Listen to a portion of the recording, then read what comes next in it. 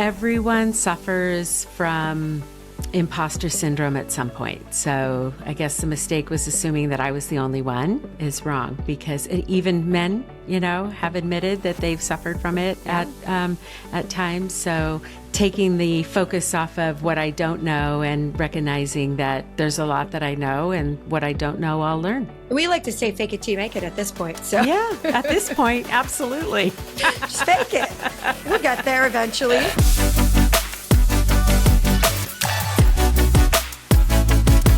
All right. Well, welcome back. Are you ready for it?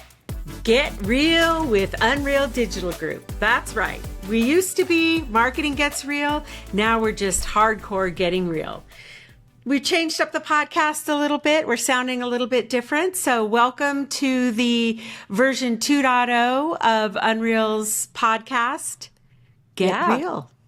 I think we're so excited. We've it's technically our third season, but I think the goal is to be more continuous this season, right? We're going to launch a new podcast every couple of weeks, and we're told this is how podcasts go now, so we don't get breaks in between seasons, I guess, Cari. I think I would be heartbroken if some of my favorite podcasts went dormant for a period of time. So we know our content is going to be resonating with our audience, and they're going to be waiting with bated breath for us to come on with a new episode. So super excited. Yeah. And I think this year our goal is to widen it up a little bit. So we're still going to hit all our favorite marketers, but we also want to bring in some entrepreneurs, some investors, some women business leaders, and share some insights from things that fall a little outside of marketing, but impact us all as business leaders and people. Love it. And, so much has changed in the last year. I think there's a lot of new and exciting things happening in the world. So it's a great time to kind of broaden the scope a little bit and get some perspective. I'm super excited about the guests that we have coming up. So now we're also shifting a little bit of the way that we do the segments. So Dana and I thought we would give it a try and test it out and see how it goes. So are you ready for it? Yeah. Should we try it out? Let's give it a try. Let's give it a try. Okay. All right. So the first question, I'm going to interview you, Cari. And we know each other. And so for us, this is probably like a little less entertaining, but hopefully it's entertaining for you folks out there. And since it's been 3 seasons, if you didn't listen all the way to the beginning, you may not know some of this. So for those of you who are brand new to Unreal, and Cari Baldwin, who is my wonderful business partner and friend, can you give us a 2-minute overview of your career and how you came here to be with me? Well, my career is 20 plus years old. We don't get into after 20 years, we just say 20 plus, we leave it there. So it might take me longer than 2 minutes because I have 20 plus years of experience. But, I'm sure that I've told this story before, Dana. I know that you've heard it because every time I go back and think about the trajectory that I was on as a young woman in tech and the things that I didn't know, as I was growing and learning and, kind of figuring out my way, it makes me smile, right? Because looking back, I would have done a lot of things differently, but I learned a lot, right? And I don't have any regrets at all. So, in the very beginning, I was, marketing programs manager. I worked for a software company that was on at the time, it was the 4th largest IPO in NASDAQ history. It was like a big deal. And that was back when, companies had to be profitable before they could go IPO. And a really cool group of people, really smart group of people. And I ran the trade shows. So the trade show program there. And it was a company that had a product that was kind of the center of, finance, right? And people were just at the beginning. So this would have been 20 plus years ago. Just keep saying 20 plus. That's all we're going with. This is the end of the 90s. So we're going all the way back there. But The idea was that there was a product that was collecting data and allowing you to look at data in a bunch of different ways, right? It's online analytical processing database, a cube. And, finance people were, they were data people and they were, numbers people, but they weren't technologists.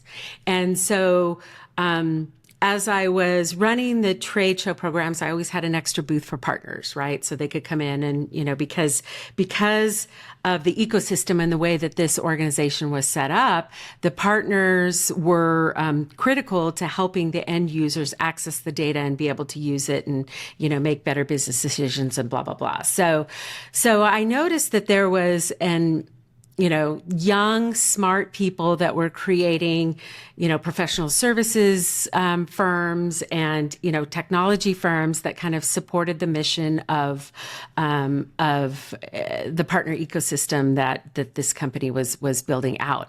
And young people that were, setting up companies and, growing and being super successful. And, it was really interesting.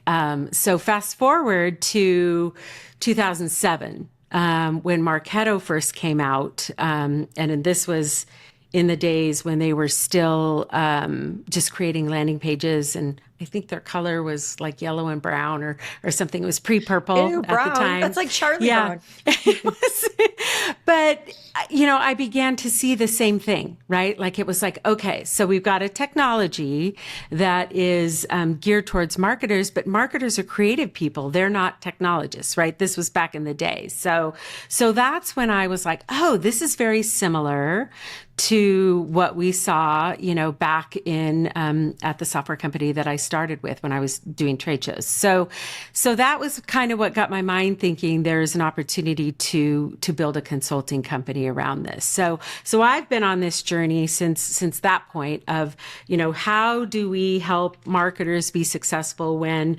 running technology and, setting up systems to get the data that they need is not their day job. They've got 20 other things that they're trying to do. So that was kind of my origin story and how I got started. But it's been quite a journey. Every day is a learning day. And, I think that's what keeps you and I going is, trying to stay on top of trends and understand what's happening, but also, just make sure that we give ourselves the opportunity to keep learning. But, had I not had that opportunity when, back in the 90s to really kind of understand, I probably would have stayed on the client side and worked in marketing departments, which would have been fine. Yeah. But I think that, and you and I talk about this, Dana, but I think, agency people are just a little bit different. They're wired a little differently. Mm-hmm. They like this kind of managed chaos. They like, every day you don't really know what's going to come your way because, your clients are kind of driving the agenda and, marketing departments in tech are very fluid. So it's exciting. It's fun. And, that's kind of what got me here. Yay. Well, okay, the next question I think then kind of ties in there because you've been an owner of a company a couple times with Bluebird and now with Unreal. Was there a moment, like outside of you had the consulting idea, but was there a moment in your career where you're like, I kind of want to run the show, I want to be my own boss, or did it just happen more organically? Yeah, that's a good question. I think it was more organically. Like I would say, and I remember I had a friend who, and this was this was my first consulting gig. So there was one before. So there were three different, kind of evolutions of this. And the first was pre-technology, right? And so it was, outsourcing marketing programs. So seminars and, I've told this story on the podcast, but webinars that you had to do direct mail for, right? Because there were no email databases anywhere. But that was, so I had a company that I worked for. They were eventually sold to Sun Microsystems.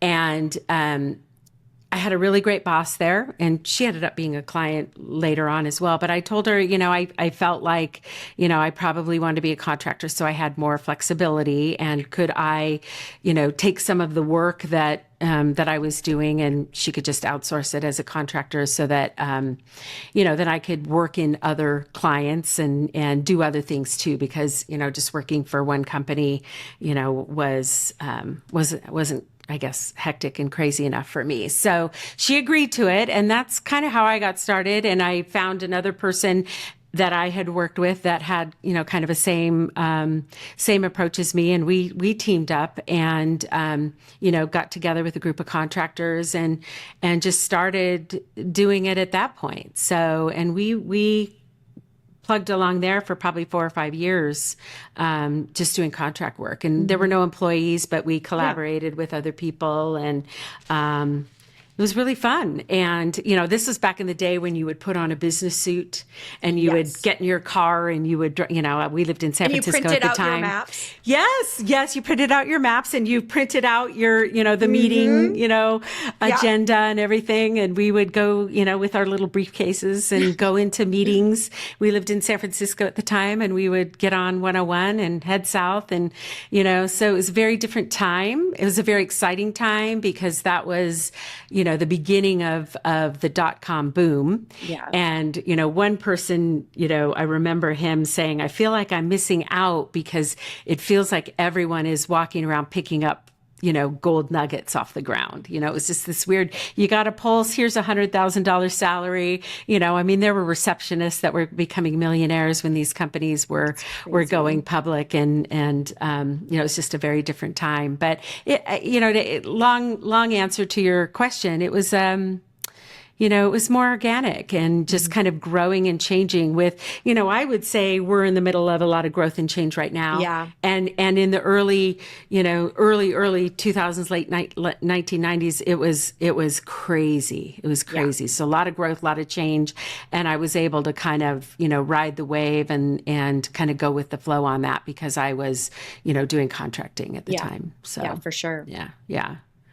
Okay, so we'll switch gears a little bit. You and I are both big vision board people. Like, what and where are we going this year, and what's the plan, both professionally and personally? So we're already mid-year, let's be real, but still, what was one thing that was on your vision board for this year that you want to share? I should go find it. Sandra and Ruby and I, my daughter Ruby and our good friend Sandra, did vision boards together. I got to go find it because when Sandra moved, she said she found her vision board and, everything, was looking good. Yes. So on my vision board for 2025, I think, business wise, and, we'll talk a lot about this, maybe later in the podcast, but more, I think, in the episodes that we have coming up, but was really around AI and how do we use AI to innovate from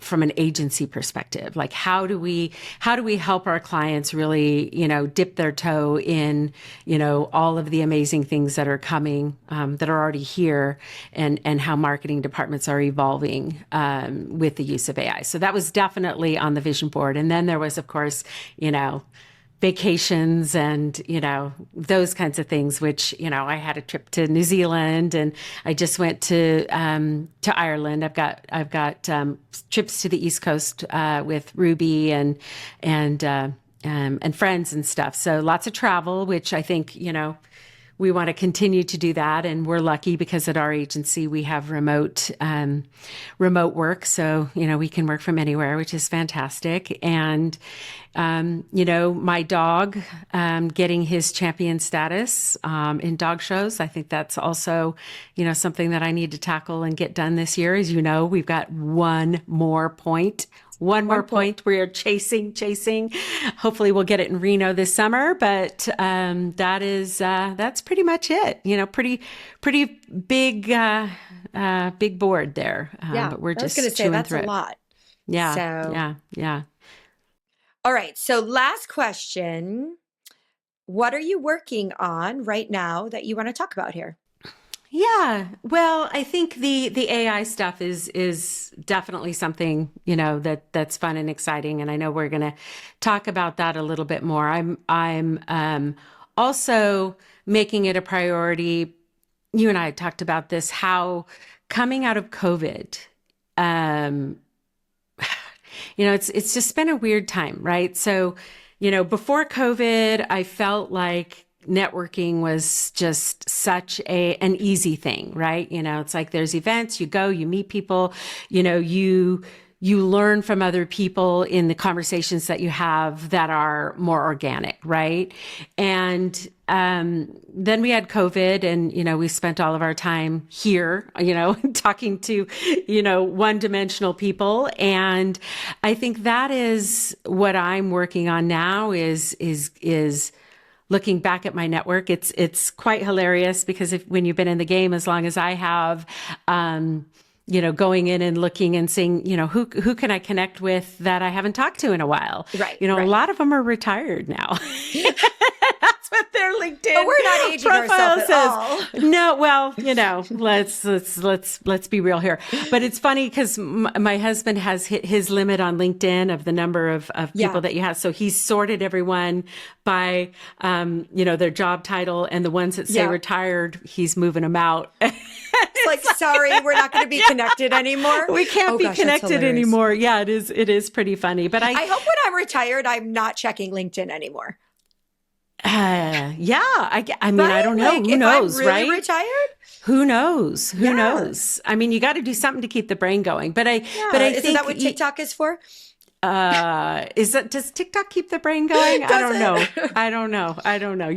You're not into TikTok just yet, are you, Dana? No, it's probably good. I'm fighting at Instagram. Yeah. No, but I'm a big Instagram person, which is like TikTok similar. a week later. It's similar. Yeah. I see all the TikToks in a window that somebody reposted later. So that's right. That's right. Mm-hmm. Yeah. So I would say, it is, for me, separate of the AI stuff that we're doing, it really is connecting again with the people that I had, really solid relationships with, that I learned from, that we just kind of, went our own way during COVID, and now trying to bring that back together and learn and, have conversations. What are you doing? What's working for you guys? What's new on the horizon for you guys? Because, that's really where, we're lucky and we get in and out of clients, frequently, so we can see, what's new in the industry. But, I miss that. I miss going out and having lunch and going and, having coffee and those kinds of things. So getting back out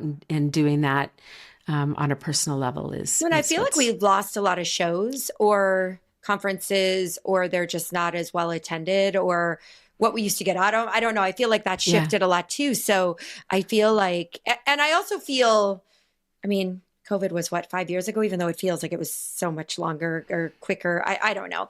I feel like at the end of the day, people are more willing to meet with you now than they have been maybe in the past couple of years. Yeah. So I do think it's a good time for that. Let's go. Let's hit the road. Road trip, baby.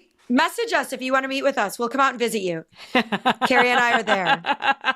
Coffee or wine, we'll have to decide. Yes. Or we can go from coffee to wine, which we have done before as well.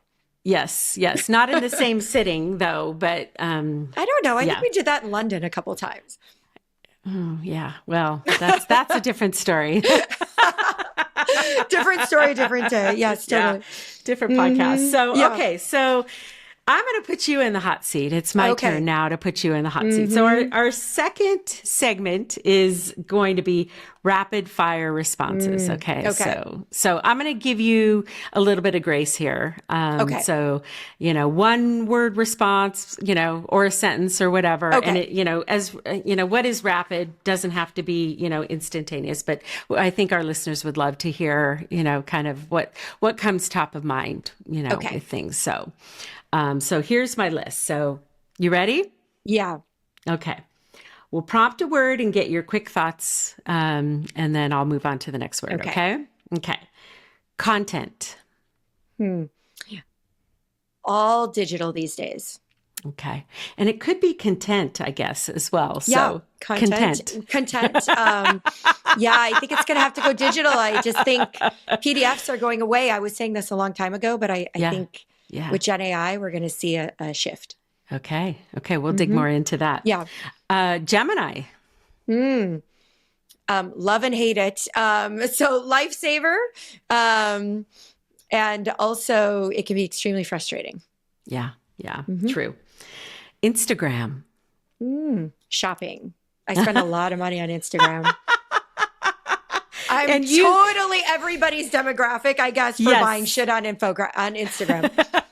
I swore. Hopefully love that's that. okay. But yeah, I which we love know that. it is. Yeah. I love that. Oh, it's absolutely okay. And Yeah. I mean, I buy stuff on the TikTok shop, and I've See? kind of stopped saying that, because when people say, "Oh, I love that. Where'd you get it?" When I say the TikTok shop, I feel really, I don't know, I feel stupid. So I don't know why. Although, like, so I have a new bad habit. So, like, you know, all these small shop owners are reselling on Amazon. So, because it takes so long to get anything on Instagram, like 2 months later it shows up, and I have instant gratification like my children, and I don't want to wait weeks to get it. I go then, I see what the product is. I go make sure that someone's not selling it on Amazon first. And of course, 9 out of 10 times, all right, buy it on Amazon, and then off I go. That's what my husband does too. That's what he does too. That way I can have it tomorrow. Well, and you and my husband are the same way, because you guys on your phone, you do a lot of the, you know, like you do a lot of work on your phone. I'm still old school. I'll pivot over to my Tony laptop does a lot too, of times. If I'm going to Amazon, I usually go back to my laptop. Yeah.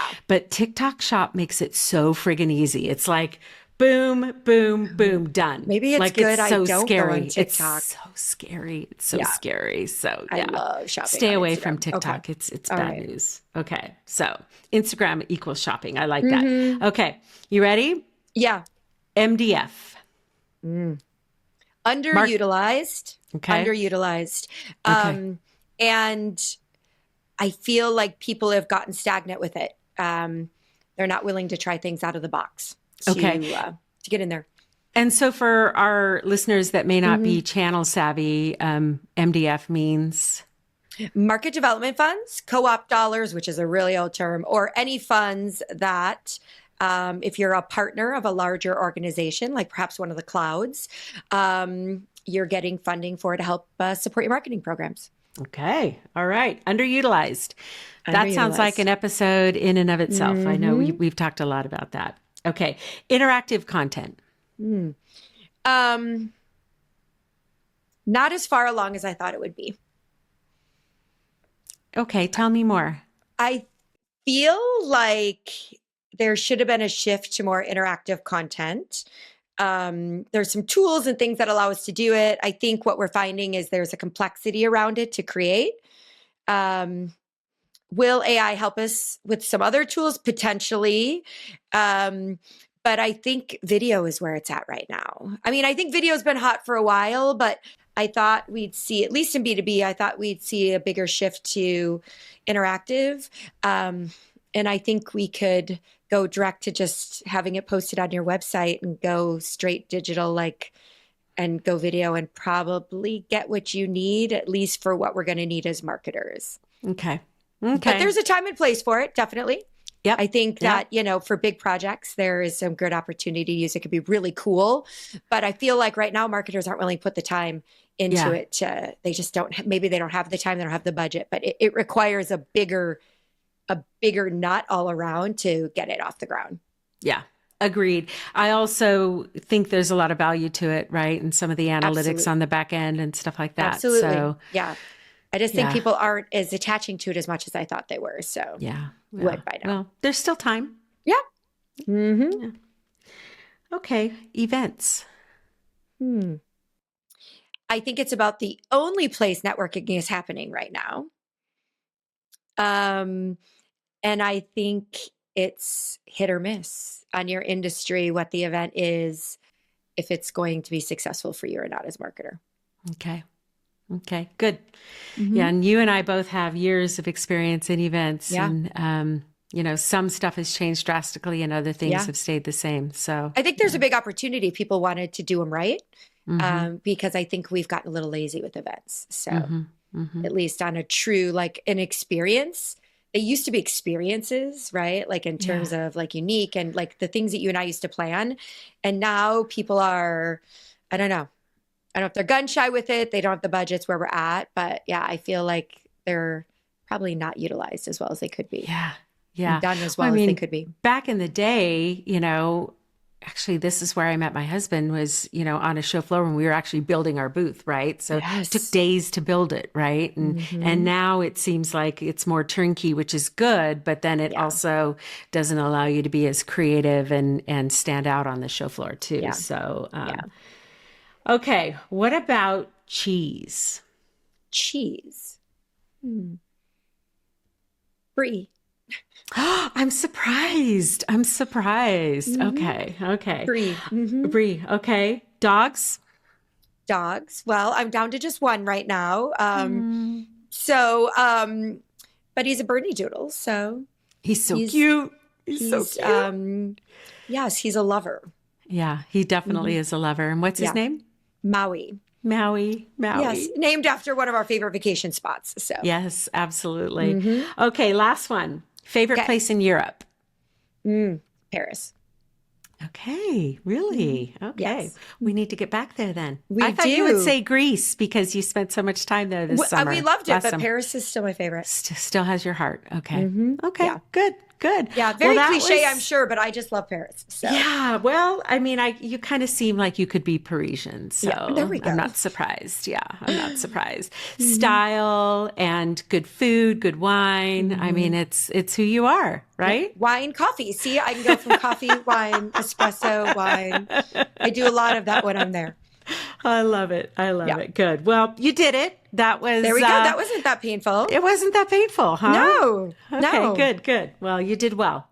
Okay, so you are not off the hook just yet. In our normal setup, we'll take another round of an opportunity to dive deeper with the guest for another round of questions. But this time, I get to ask you questions. So, are you Okay. ready? Are you I ready am. for it? I feel warmed up now. Okay. All right. I've got my list of questions here, so I'm going to pull it Okay. out. Okay. So, question one. I talked a little bit about my history. Let's have you do the same. So, go ahead and get our audience up to speed in your maybe not quite 20 plus years of experience. Give us kind of your journey, your background, getting us to present day. Yeah. So, my background, I started as a journalist. I not like in the sense of a newspaper, but trade magazines, B2B magazines. I actually went to school for PR, and my advisor kept telling me I needed some more writing experience. So I ended up with an internship at a publishing company. I'm not sure it's around anymore, called Cygnus Publishing, and stayed there after school. And so I was a managing editor of a construction publication. And I wrote, my first article I ever wrote, my mom framed. It was on diamond saw blades. Diamond saw blades, yeah. Oh, the stuff I wrote about. So I did a stint on construction. I worked on a magazine all about laminate countertops. No joke. Went to trade shows about laminate countertops. The construction equipment was much cooler. And then I got into their custom publishing division. So interestingly enough, and so, we did custom magazines for Caterpillar, Allen Bradley, and I ran those magazines for quite a long time.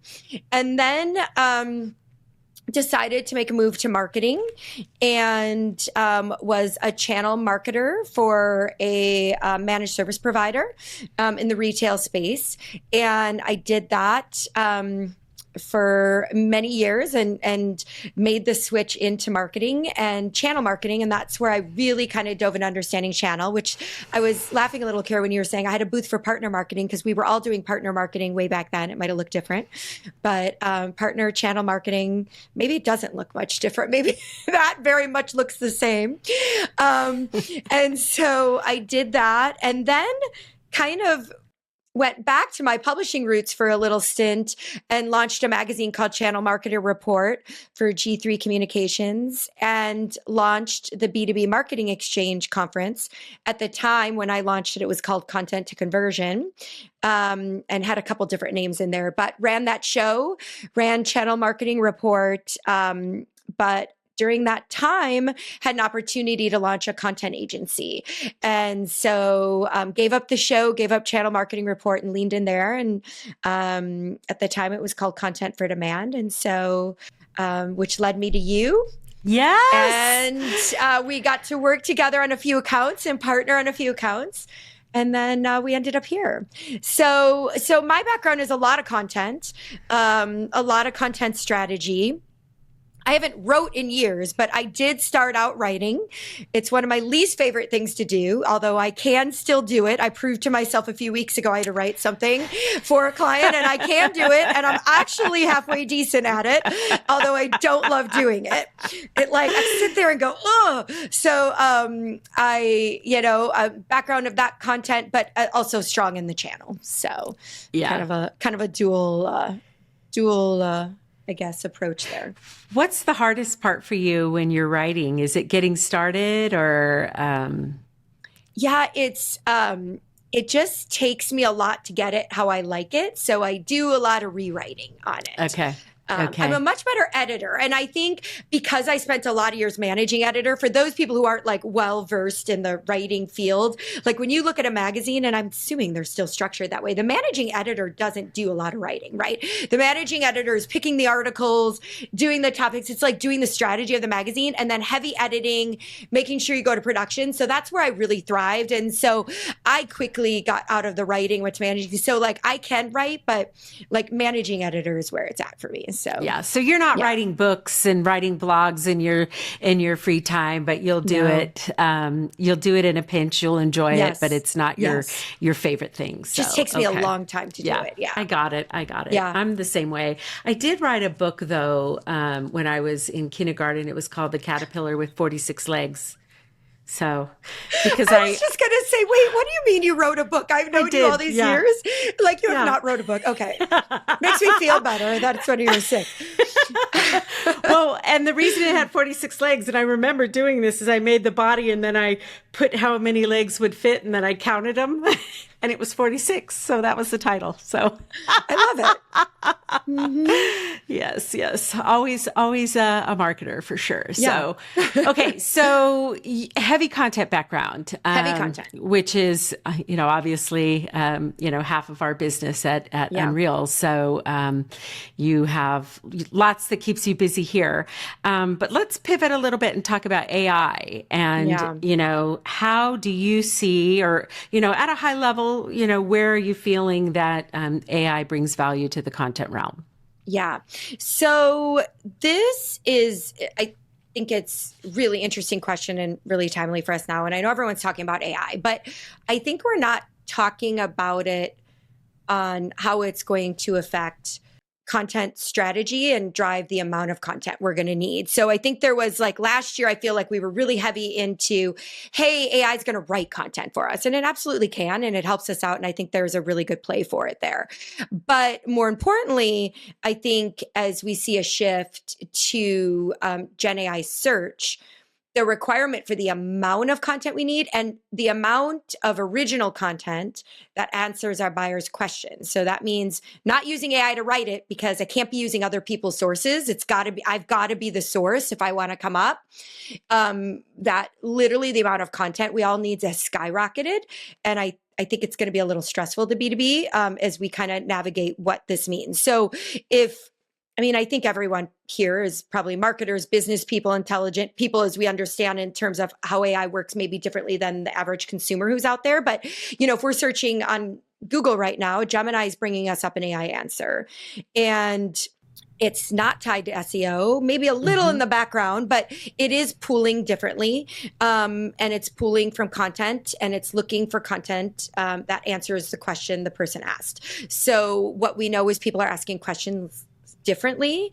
And so it's just changing everything. And so where you might have spent all of this time optimizing your SEO on your site for certain keywords, somebody could put that thought into a question and you aren't going to come up anymore. And it's pushed everything down. So I think we know here we've been running a lot of pilots trying to understand the impact this has on us personally for our clients, kind of some offerings around it. And we're going to be doing a webinar on this, and we're doing some workshops with our clients on this, but it's a huge opportunity for B2B right now to kind of own above their competition. I think some of these searches that their clients and prospects are making, as it relates to Google and Gen AI specifically. The same opportunity is going to live with ChatGPT as well. I just think right now everyone just in their day-to-day life is in Google, 90% of their day when they do a search. And so where people might be using ChatGPT to write stuff and to craft, and it's a physically like I have to open it. So they very specifically are using AI that way. I just think with Gemini, most people don't even know. And like I was talking to somebody the other day, and she was like, she's like, I really love what Google does now. And they bring up this answer for you that's doing that. And I'm like, yeah, do you know it's AI? And they're like, no, it's not AI. And it's like, no, it is AI. And so that changes the way you need to just kind of think about it. And so I think we have a huge opportunity as B2B marketers right now. And we'll be talking more about that in this podcast and just as a company. So, but I think that we keep talking about it in terms of digital, and really it's a content play, and the content impact of it is massive for you all as marketers. And you're really going to have to dive into your content strategy again. I mean, I think, David Meron Scott started, that's what started this all, right? Content marketing fueled it. We all need thought leadership. We need content, and content is king. And that kind of like died down. We've always known we need content. I think it's kind of rising to the top again. Content is king again. But different content. But different. Yeah. We're going to have to make some changes. We're going to have to approach it different. So it's going to be a huge, huge shift in coming months. Yeah. It's exciting, but if you're standing flat-footed, it's going to be a challenge. And you and I were talking, I listened to the podcast Marketing Brew, and they were highlighting that news sources have seen their web traffic take a nosedive because of the fact that people were searching on Google, they were getting the information that Gemini was presenting and not going any further, right? And so, yes, we're seeing the impact on news organizations, but that is going to translate across the board. Nobody's clicking. They're just going to Nobody's clicking. They're just going Google. down that first level, the information that Gemini is posting. So, and I think it's also, I think that's really important to point out too, is because I think our attention span is so small too in the amount of content. We were talking about making jokes about TikTok and Instagram, video being hot because it's short and easy to consume. I think what Gemini does for us right there on Google is it sums it up and it gives it exactly what I need without having to dive any further. And in a lot of ways, I don't really care where it came from as long as it's accurate. Now, it's a whole nother issue because it's not accurate if the information out there is not accurate. But I think, it's a testament to how short our attention spans are right now. And people don't want to read more. Yeah. They don't, that was enough. It's enough. It's enough to get me where I want to go. And as content marketers, we don't want to hear that, right? Especially when we've written a 2,000 word ebook that nobody's ever even going to open anymore. So it's a little tough to chew on. It's cool stuff. So thank you for sharing your perspective on that. I'm sure we'll hear more about that very soon. Okay, so for the last question, let's talk about company culture. Yeah. So at Unreal, as we mentioned, we are a remote team, born remote, and always will be. What do you think are the pluses and minuses of that, both for our employees and possibly for our clients? Yeah. Well, I think I definitely think it's both. So one is, for us, we're able to hire talent anywhere. And so it really opens the door to who we want to hire. And so we're allowed to, we're not, stuck in one area. And so we really are allowed to get some people who might, we have one employee who lives in the middle of nowhere on a farm. She's amazing, right? And so I think it allows us to open the door to the talent that's in there, and really bring the right talent to us. I think it allows people to spend, we talk about work-life balance, and coming out of COVID, that was a big thing, right? And we know people are being forced to go back into the office, and, that's a tough, nut for some people to swallow. They don't, and I said that completely wrong, but that's me, so we'll leave it.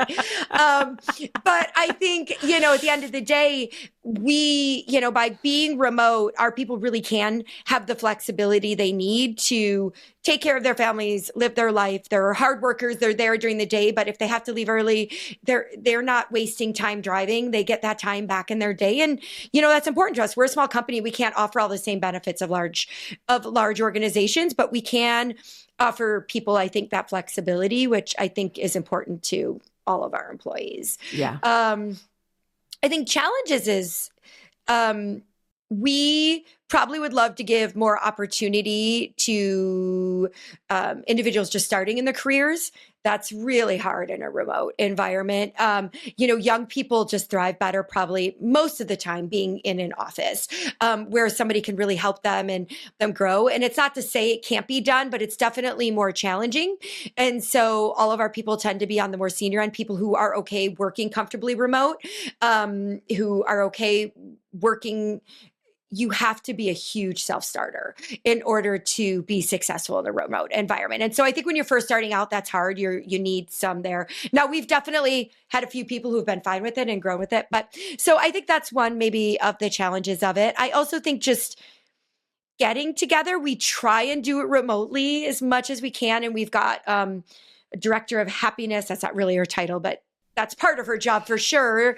And Julie does a really great job of having events digitally and remotely that bring us close together, but nothing, as we were talking just with networking, nothing completely, replaces in-person meetings. Yeah. So, Yeah. so I think that's one of the challenges. We would all love to get together more in person. It's hard when you're all spread. I mean, we have an employee in Canada. I mean, we literally are all over every time zone in the United States and Canada. And so, yeah. Yes. Yeah. Yeah. What about for clients? Well, for clients, I think it's great because we're able just to service really round the, we really can start something and finish it end of day. We've got coverage later in the day, starting early in the morning. So I think it really gives them the full advantage, right? Yeah. I mean, like they shouldn't, for them, it should be nothing but good. Yeah, I agree. It's pill to swallow and nut to chew, by the way. So Yeah. Dana mixes her metaphors a lot. So I was like going through to my head. I was like, wait, nut, chew, swallow. I love it. I love it. Yeah. You're consistent. That's great. I love There we it. go. I love it. Yes. So, well, very cool. That was not so bad, huh?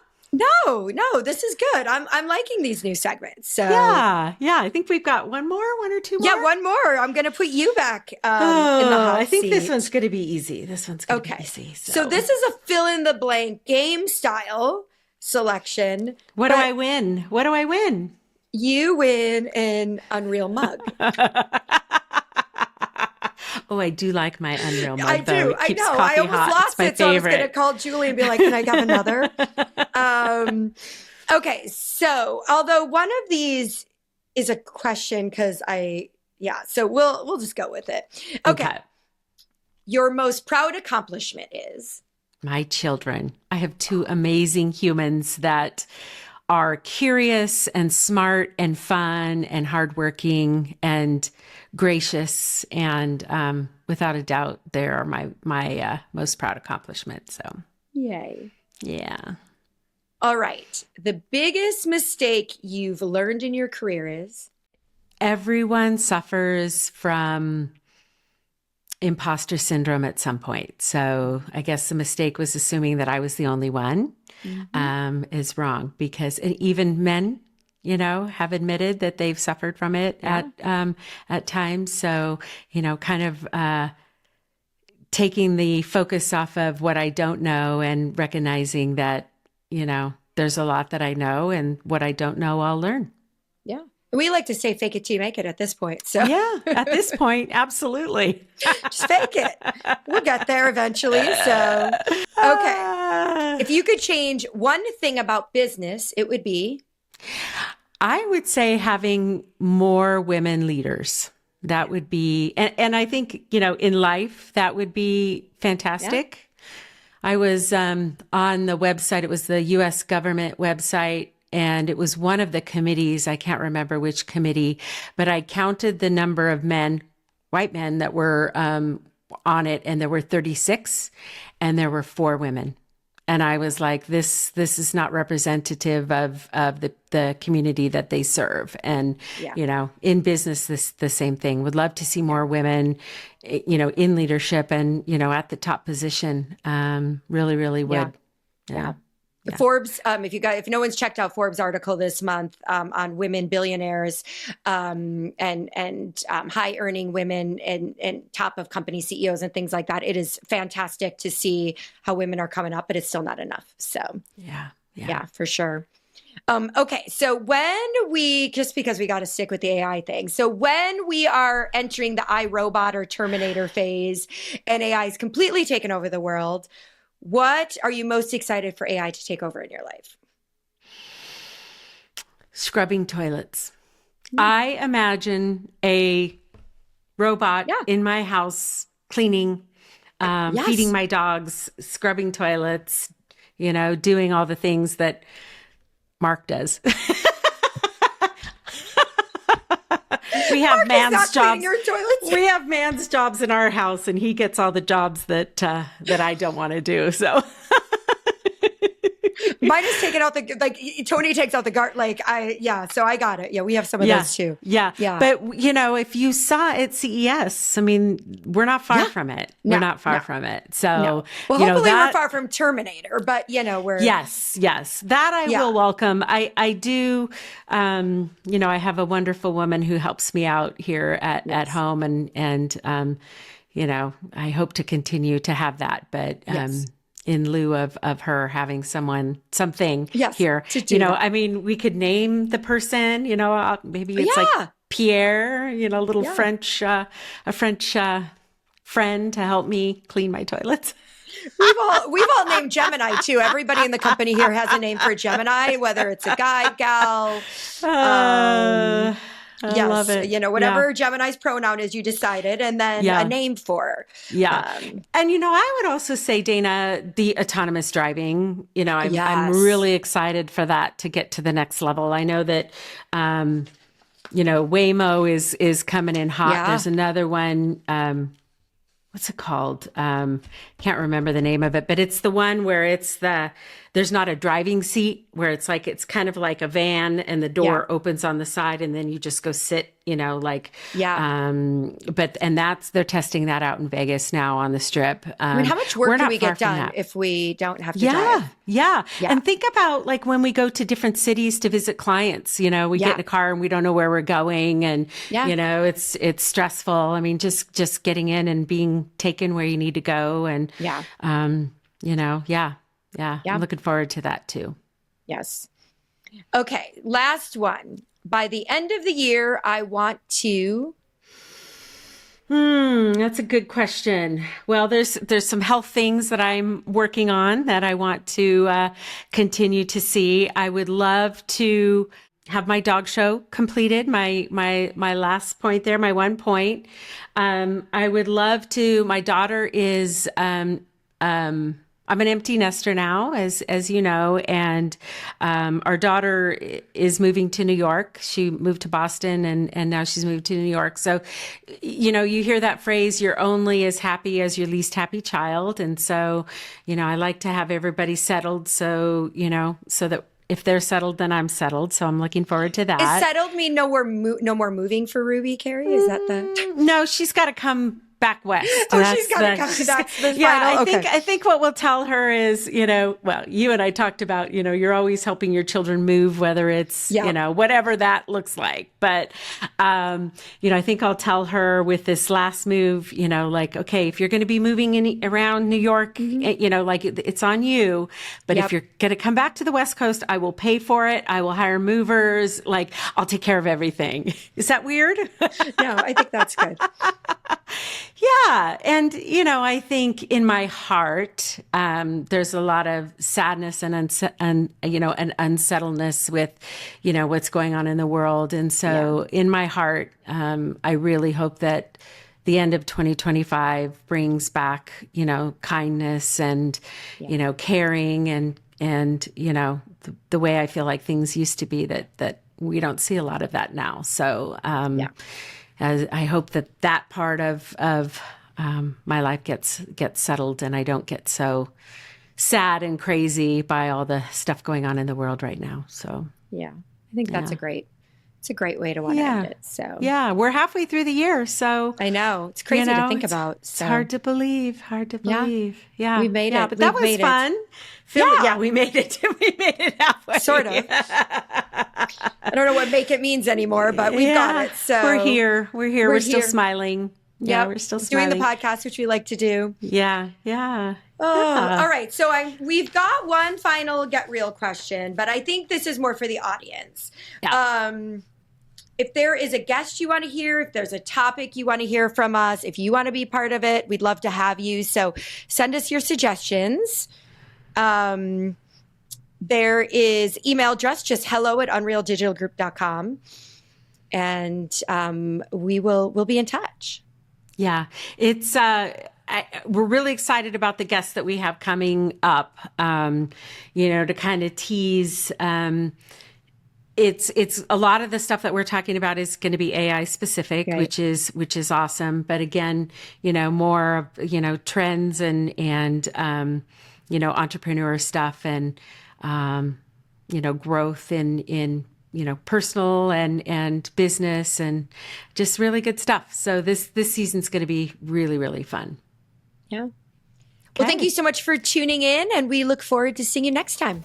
Yes. Thank you, everyone. Take care. Cheers. Thanks for joining host Dana Harder and Cari Baldwin from Unreal Digital Group on Get Real, the podcast for candid conversations with entrepreneurs, investors, marketers, and business leaders to explore their wins, failures, and the lessons that shape them along the way.